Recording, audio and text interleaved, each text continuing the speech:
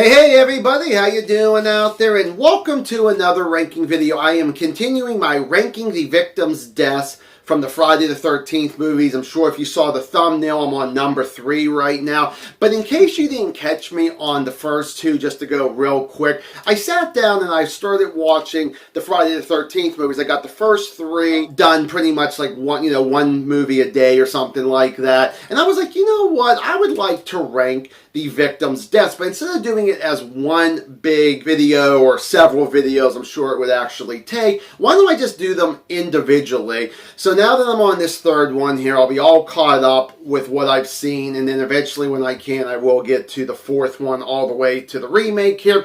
If you are actually interested of ranking all the deaths in this particular movie here, we actually have 12 of them. So far, this is the most of the first 3. And if you are interested in ranking them, give me a comment down below. Or if you want to give me like your best and your worst, we could do that and we shall discuss it. Now, in this one, I think that there's a lot of really good deaths in this movie. I would say compared to the other one, this is more of, instead of saying worst to best, this is more from okay to best, because I would say all of them are unique in their own way, where you don't want to get messed up in any of these deaths by Jason or Mrs. Voorhees or Roy anyways.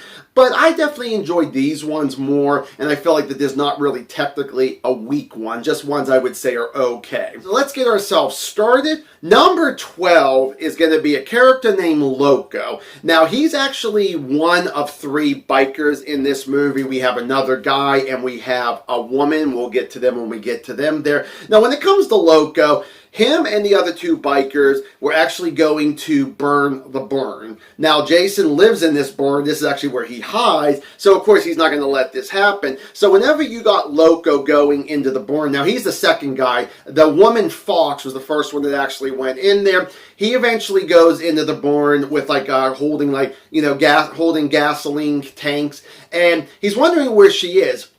So he goes upstairs and he actually finds her dead body, and then he hears a noise. He turns his head kind of like Crazy Ralph in Part 2, and here comes Jason with a pitchfork and gets him right in the stomach. And then all of a sudden you get the handle in front of the camera because of the 3D effects and all that. He has a cigarette that falls out of his mouth and then he falls. But I think it's a pretty messed up death. Some people might not even put it in last place, but that's where I'm actually putting it. Number 11 is a character named Chuck. Now, Chuck is a guy that actually I've always thought he looked like Chong from Cheech and Chong. So the thing with this guy is the cabin gets a blackout. He goes to the generator. He checks it out. He actually gets it turned on. Jason is right behind him. The guy, I believe, Chuck walks towards Jason after he gets scared. Jason grabs Chuck by the neck, pushes Chuck to the fuse box, and Chuck gets electrocuted. Now, again, some people might say, oh, that's a weak death, but I'm someone who actually would rather see someone get electrocuted than just being stabbed by a pitchfork, even though, as I just mentioned, that's still messed up in its own way there. Number 10 is going to be a character named Edna. Now, she is the second victim of this movie. You got her and her husband who actually gets it first at the beginning of the movie here. And so with Edna, she's actually knitting. I don't know what she's knitting exactly, but all of a sudden she has no idea where one of her knitting needles actually went to. So she actually hears a noise, thinking maybe her husband, tripped or knocked something over or whatever. So she decides to go investigate there, and she's looking around and she has no idea where her husband is. So the thing is, Jason, while he's in this closet, he puts his hand through the door. He grabs Edna by the mouth, and with the one knitting needle stabs her in the back of the head, and some blood comes out of her mouth onto Jason's hand. And I think that's decently, pretty good there too. Number 9, now this is where I think we start getting pretty good with a lot of our deaths here. Number 9 is actually going to be Debbie. Now, I think Debbie is pretty good in this movie here, but of course we're just talking about the death, not just the character themselves there. But whenever it comes to her, she just finished up taking a shower, and as she goes into the bedroom and she sits on the hammock and she starts reading a magazine. I think it was Fangoria, and then all of a sudden there's some blood dripping on her magazine and she looks up, and we'll get to that dead body later on there. But we get Jason, who grabs her by the forehead, has a knife, and actually sticks it in the back of her knife and goes through to her front there. Now, I like this death, but the reason why I had to put this one so low is that unfortunately it's not as unique as you think it would be, because it actually is a ripoff of Jack's kill, Kevin Bacon, in the original Friday the 13th movie. And I thought Mrs. Voorhees' death was a lot, I'm sorry, his kill was a lot better than what we get with hers here. Yeah, it's pretty much the exact same thing. That's why she's as low as she actually is here. Number 8 is going to be Shelley. And yes, I know a lot of people are not a big fan of him, and that's why he's kind of in the bottom half of this here. But the thing was that we get a character named Chili that hears a noise, thinking it might be Chuck coming back, and she opens up the door, and it's actually Shelley, and his throat is slashed. Now, I will say that even though this is an aftermath death, I do like the makeup design that they put for Shelley's neck there. I thought that was really, really good. Chili actually believed that he was just faking it because he's the practical Joker of the group of this movie here. But it actually turns out that he really was. And what happens is that he actually tried to reach out for her, and he's like, "Hey, stop playing around, man!" Slides down, and it's like. And that's all we kind of get with him there. Number 7 is the character Fox. Whenever the character Loco went upstairs and saw her death, she is actually hanging from the rafters with a pitchfork in her neck. And that's actually a pretty messed up death before he, gets his own pitchfork in the stomach. Number 6 is a character named Chili, which I just mentioned during Shelley's death, so like 2 spots ago. So after she realizes that Shelley's really dead and not playing around, she runs out of the kitchen into the living room. It looks like she's about to go out the front door. The door swings open because of the heavy wind. She gets scared of that. She turns around. I think she maybe takes like 2 steps, if even. You got Jason with a hot poker, goes right through her stomach into her back, or through her back there.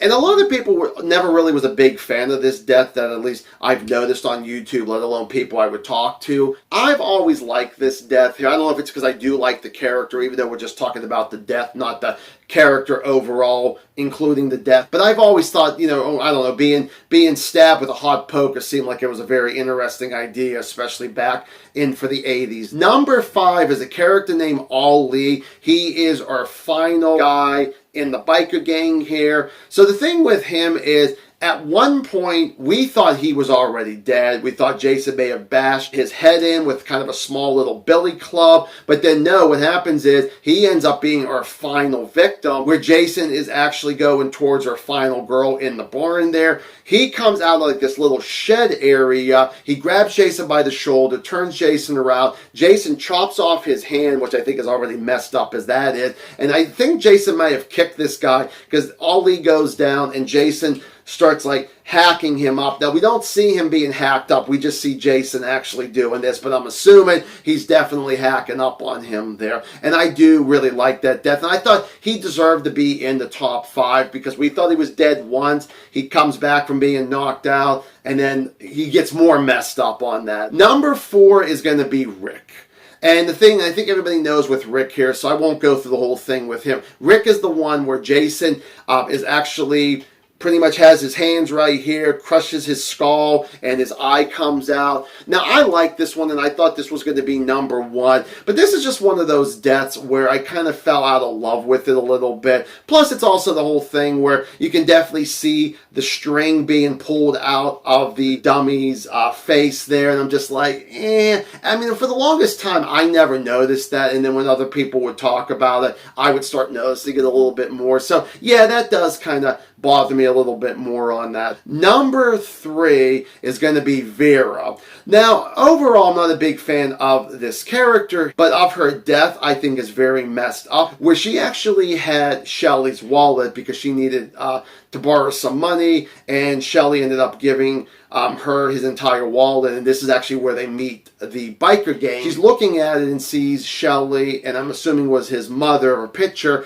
and she actually stands up thinking that she hears a noise, maybe it's Shelly. The wallet slips out of her hand there, goes in the water, so she has to kind of walk around a little bit on that little beach area there, and then walk in to go catch up to the wallet there. So Jason actually comes in with the hockey mask on, and the thing is, he actually has a spare gun, and at first she thinks it's Shelly, then she realizes that it's not him, and it's like, who are you? He shoots the spare gun right into her eye there, and I think that's a lot more messed up than just Rick getting his eye popped out. I do really enjoy that death. That's why she deserved to be above Rick on that. Number 2 is going to be Harold, who is our first victim. So with him, he's actually taking a shit. Kind of strange to actually start off that way. And then he actually hears a noise, so he ends up picking up his pants there, and he walks over to this door here. He opens up the door. I'm assuming it's a closet door. We see that Jason's already there, kind of, sort of pushed up against the wall as best as he can. Harold looks around for like a second or two, sees Jason. He's like, oh, he gets real shocked. Jason actually puts a hatchet in his chest and pulls him actually in, and that's the noise that Edna actually hears to actually go, and then there goes her death coming up there. Number 1 is going to be Andy, and I love this one here. Andy is the one where, of course, Debbie is his girlfriend, and he was going to go get a bear for him and Debbie there, and then she ends up changing her mind there. He's actually walking on his hands, so I guess what, a handstand, and then all of a sudden you hear Debbie like, hey, you still out there? Because she ends up wanting to change her mind about the bear. Actually looks up, and there's Jason with the machete and just chops him right between his legs there, and he goes down. And then the whole thing when I mentioned about Debbie seeing the dead body, that was Andy's dead body chopped up in half, and it just looked good. And the reason why he deserved to be number 1 is because we do get a little bit of the setup of the death, and then we get the later part with the aftermath later on. So kind of doing a little bit of 2 birds with 1 stone kind of thing, and I really did like that. Well, thank you guys so much for watching another Victims' Deaths ranking here with the Friday the 13th movie, and please continue enjoying these. I really do hope in the future here too. So have yourselves a good one. See you guys in the next one. Bye.